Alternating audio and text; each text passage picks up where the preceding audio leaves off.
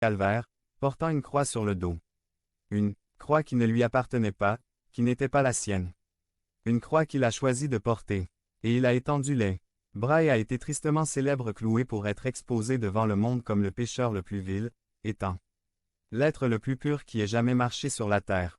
Et après avoir souffert, il s'écria. C'est fini. Le plan de rédemption était achevé. Plus qu'un cri de défaite, c'est un cri de triomphe car il fallait que tout cela se réalise. Et cela s'est produit. Son sacrifice était nécessaire. Il ne manque rien, vous n'avez rien à ajouter. Il ne reste plus rien. Sa mort était nécessaire parce que le seul moyen de sauver les pécheurs était qu'un être humain. Juste et simple est la culpabilité et remplace le pécheur qui serait justement puni.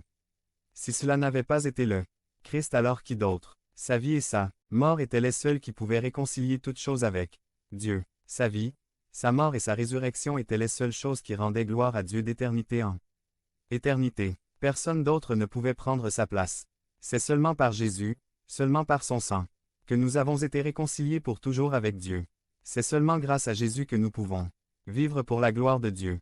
Ce jour-là au calvaire, il est clair que personne d'autre ne pouvait prendre sa place, mais il est également clair que le sacrifice du Christ exige une réponse. Vous ne pouvez pas rester indifférent. Peut-être avez-vous entendu à plusieurs reprises que le Christ est mort et peut-être avez-vous assisté à des événements religieux comme celui-ci où vous entendez parler de l'amour de Dieu en Christ, mais vous continuez votre vie comme si de rien n'était. Nous ne pouvons pas continuer à prendre cette question à la légère. Son sacrifice n'est pas simplement un exemple d'amour pour les autres. Votre réponse à cet événement historique définit à jamais votre vie ici et dans l'éternité. Si vous n'avez jamais sérieusement réfléchi aux implications de son sacrifice pour votre vie, je vous implore de le faire. Vous pouvez vous approprier cette bénédiction par la foi.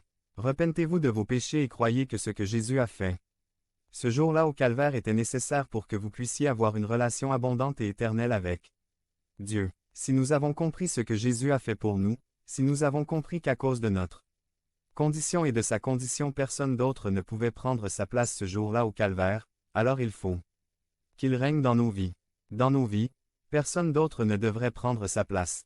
Si vous avez compris la bonne nouvelle de Évangile de Jésus Christ, rien ni personne d'autre ne devrait avoir la primauté dans votre vie. Les éditeurs de la Bible King James ont ajouté un sous-titre à cette section de Luc 9 que nous étudions, qui se lit comme suit. Jésus annonce sa mort. Je voudrais ajouter autre chose à ce sous-titre. Jésus annonce sa mort et la vôtre. Regardez comment disent les versets 23 à 25 de Luc 9. 23 et il dit à chacun, si quelqu'un veut me suivre, qu'il renonce à lui-même, qu'il se charge chaque jour de sa croix et qu'il me suive. 24. Car quiconque